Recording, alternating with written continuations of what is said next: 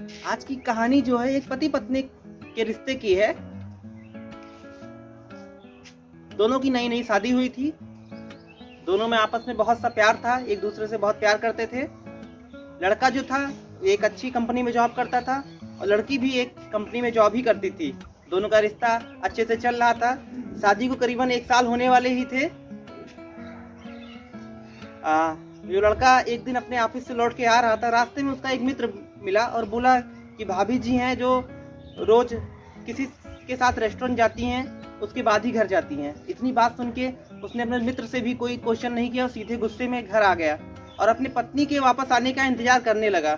जब पत्नी उसकी वापस आई तो सीधे उसने उठा और एक झापड़ लगा दिया और कोई क्वेश्चन नहीं बोला, कुछ क्वेश्चन नहीं किया और कहने लगा कल से आपका ऑफिस जाना बिल्कुल से बंद।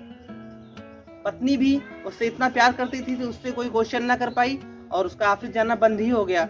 ऐसे करीबन 1 महीने बीत गए। जो लड़की बिल्कुल खुश मिजाज थी, खुशी से रहती थी, वो दुखी रहने लगी और उसकी तबीयत खराब रहने लगी। पति ने जब ये सब देखा तो उसको डॉक्टर के यहाँ ले गया तो डॉक्टर साहब ने बोला कि आपकी पत्नी की याददाश्त कहीं ना कहीं वीक हो रही है और उनकी याददाश्त जाने की संभावना है, वो पागल भी हो सकती है।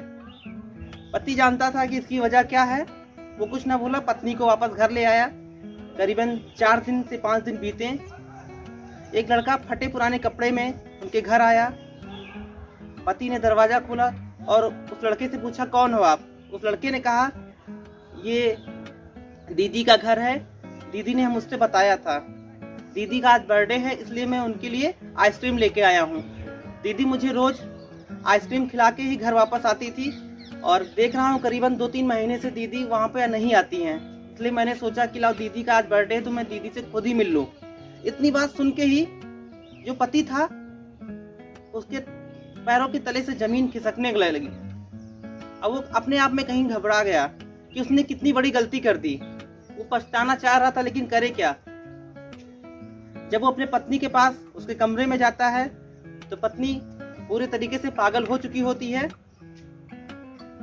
अर्थात अगर हमारे और आपके बीच के संबंधों में कोई आता है और बोलता है कि वो ऐसा नहीं, वो ऐसा कर रहा है या वो कुछ गलत कर रहा है, तो हम उसकी बातों पे ध्यान दें और उसकी बात पे ध्यान दे के आप इतना ना ध्यान दे दो कि अपने रिश्ते को ही खत्म कर दो। आप आपस में बात करो, क्योंकि रिश्ता आप और उसके बीच में है, ना कि उस दोस्त के बीच में जिसने आपको इधर उधर की बातें बताई।